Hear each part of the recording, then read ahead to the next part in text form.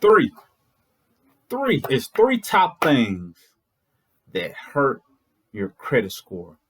And I'm going to list them from the ones that hurt you the most to the ones that hurt you the least. And then I throw in a bonus one in there. But either way, you don't want it on your credit report, because if it's on your credit report, then it is doing you and your family and your wealth a disservice. Simple as that. What up, you got Mr. Smith, point five of Mr. and Mrs. Smith. And in this brief video, I just want to talk about the three top things that are hurting your credit report, or your credit score. Listen, if you're pulling your credit reports and you're on the verge of restoring your credit, then what you got to understand is what you're looking at. Many times people don't know how to read their credit report, and I get it. You know, we teach people how to do it. If they want to learn how to do it themselves, we got a program that shows them step by step what to do, or we do it on their behalf. But in this video, I just want to educate you on the three top things that are hurting your credit score, so you'll know what to look at and you'll know what's affecting your score the most. Some things you might have to use a different strategy in order to get it removed. Some things you have to let time work out in your favor, but your credit didn't get how it is overnight, so you will not fix it overnight. However, you can fix it faster than you think if you have the right information or the right team of people on your side. So that being said, let's get into those three. Number one is public records. If it's public records that are showing on your credit report, then it is affecting your credit score greatly. What are public records? Anything that is available in the public from the angle of how you have done in terms of your money, your buying over time. Basically, those would be the bankruptcies, the foreclosures, the things that have been made public. A lot of people don't realize that that's public information. Tax liens. When a tax lien goes against your social security number, that's information that can be made public. I won't get into the details of why it's legal for it to be public, but it is what it is. And if those public records are on your report, they're affecting you greatly. And many people understand that bankruptcies affect your credit greatly, but many people do understand, and if you don't, now you know, that bankruptcies can be removed off of your credit report if done the right way, and it has to be done the right way. But you definitely got to understand that you're not at a loss, and your score is not at a loss just because you filed bankruptcy. Many people have filed bankruptcy and still been able to do what they needed to do and get their credit where they needed to go. So don't feel like you're out of luck. The last thing I'm here to tell you is that it's nothing else you can do. I hate it when somebody say that. Well, there's just nothing else we can do. And the medical professionals are good at doing it. It's just nothing else we can do. And that's a whole nother topic, a whole nother video. But never feel like it's nothing else that you can do, because it's always something that you can do regardless of your situation. But those public records are affecting you greatly if you don't understand it. And if you don't get it off, then it's going to continue to affect you for whatever duration. But when you do get it off, you'll see a strong growth in your credit score. Number two, and I got some notes because I wanted to point out something in particular. But the derogatory accounts is number two. And basically, derogatory accounts is anything that has gone to collection. Derogatory accounts are basically stuff or accounts that have been sold to a debt collector. So if your account has been sold to a debt collector, then it goes to what's known as a collection agency. So if you have a bill collector trying to collect something that you owe on the behalf of another company that you initially may have had the agreement with, then that is considered a derogatory account. But here's the power in that, because many collection agencies are operating incorrectly, and you didn't have the agreement directly with them, and they'll use extreme measures to try to scare you. A lot of fear tactics and telling you what they're going to do and talking crazy to you, because they're only chasing the money. They only want you to pay whatever it is that they would make them profitable. So for example, if they bought one of your old debts, and the company that you were originally with sold it to them, say you owed $1,000, and the company said, you know what, I'm sick of fooling with them, I'll take anything, and they go to a collection agency who then says, okay, I'll pay you $100 for that account. So they pay 10%, And the bank's like, okay, I'll take the 100. And now their goal is to make a profit off of what they just bought. I mean, just business. So if they paid $100, then if they can make $200 off of that by saying, hey, pay me $200, then that means that they made a profit because they bought it for $100. And many times they're willing to do that because it's their gamble in investing in the debt that you owe. And their strategy is to use fear. And many people fall victim to the fear, feel as though they have to give in and communicate with them and send them something. You didn't have the agreement with them. So the derogatory items is number 2 on the list, and it affects you greatly.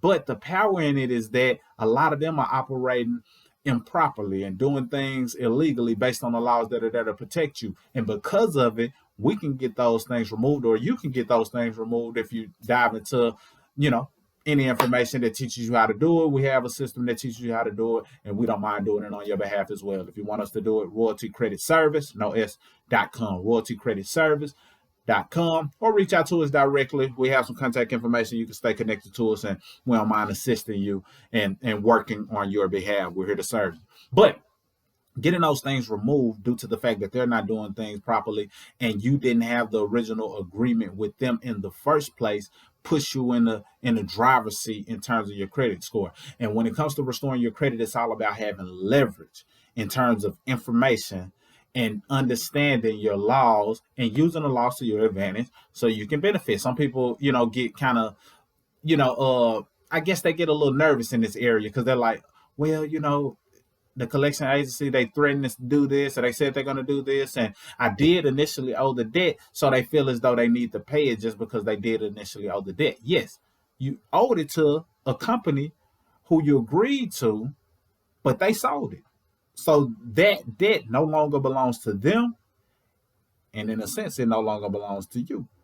So it's up to you to decide if that goes against your morals, but in actuality, they went against the grain and did something, and the debt now belongs to the debt collector, and the debt collector, 90% of them operate improperly, and because of it, we want to hold them to the fire and get that stuff off of your credit report.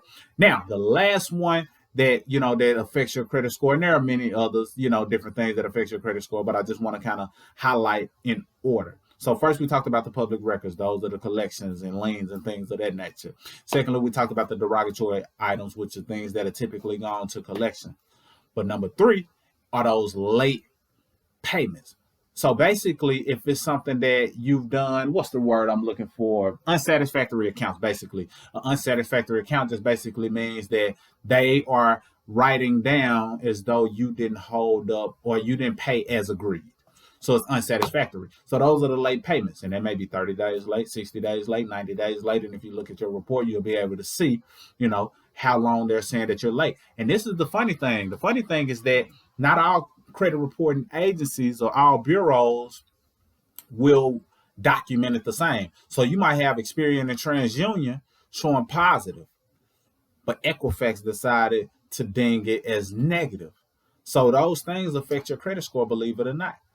But they can also be, corrected. And a lot of times it just might be a matter of addressing it from an angle of, hey, just hollering at them and saying, hey, can we get that updated? This isn't accurate, or let's update it. Especially if you can look at the dates and tell that the date that they have you as late isn't the actual date. So, hey, this is inaccurate information. I need you to update this to positive. So if the date is off, even if you were late, if they got the date wrong, you can tell them to update it to positive. That's a whole nother thing. Some people use goodwill letters. Some people say, goodwill letters are pointless because of certain things I won't get into in this video. But the main thing is knowing that late payments can be corrected and addressed, because you want all of them to say positive. You don't want 2 bureaus to say positive and not the third, or you don't want 1 and not the other 2, or you don't want all of them saying that you have late payments if you can correct it and address it. So that being said, those are the top 3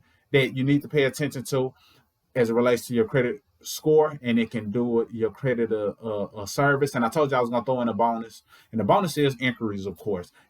Hard inquiries versus soft inquiries. And I'll do just a quick synopsis of it. Soft inquiries, you pretty much just pulling your credit report yourself, or sometimes Different companies want to know if they can pre-approve you for credit cards and things of that nature. So they'll send stuff in the mail. 9 times out of 10, we get stuff in the mail all the time, but 9 times out of 10, the company has done what's called a soft credit pull. So the soft credit pulls don't typically hurt your credit score, and because of it, it's okay. That's just part of the game. That's how to do business. Like I said in the previous video, the credit bureaus are data companies. So they buy the data to find out who is likely to qualify for what we want to offer. And if we're offering a credit card, let's do a soft pull on their credit report based on the data that the bureaus have been collecting. And now we're going to offer them because we want them as a client, because they have a history of paying things in a way that we're okay with. That's basically what it says. However, the hard inquiries are inquiries that you may have done, or it may have been done improperly, in terms of you might have been applying for something with a particular company, and car dealerships are known for this. You might be applying for a car with a particular company, and here it is, they run your credit through 8 different companies, and you're looking like, I don't even recognize these companies, but they run your credit through 8 different companies, and it might show up in one day or in a couple of days. And sometimes they say, well, since it's done all in one sitting, it doesn't matter. It won't hurt you. Well, that stuff shows up on your credit report. And if it's showing up on your credit report, then it's a good chance that it's affecting your score quite a bit. I know of a young lady who had hundreds of inquiries, or not hundreds, maybe 800 or a little bit over 100. And just by getting some of those inquiries removed, her score went up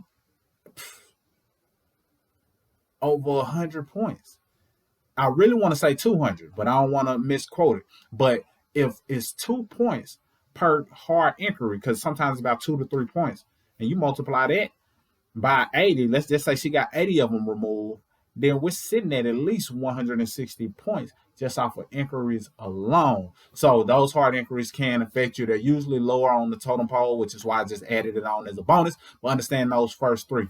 Those, what was the first? Second was derogatory. The first one was the public record. So public records, derogatory, and those late payments, also known as unsatisfactory accounts. And then those inquiries. Pay attention to those. And if you can knock those out in that order, then those will have the biggest effect. But use whatever strategy works for you. Some people tackle the inquiries first. Some people just get the information updated first so they can start with a ground level of accurate information, such as an accurate address, accurate name spelling, accurate birthday. Starting with all those accuracies, then they fight the battle of restoring the credit. So whatever strategy works for you, that's neither here nor there. Just wanted to give you those 3 things to be paying attention to if you're pulling your credit report. And if you're pulling your credit report, then I like I said in a previous video, annual credit report is cool, but it doesn't provide the score. And if you're disputing based on those items, then it gives the bureaus and creditors 45 days versus 30. So you want to shrink the window and make it so that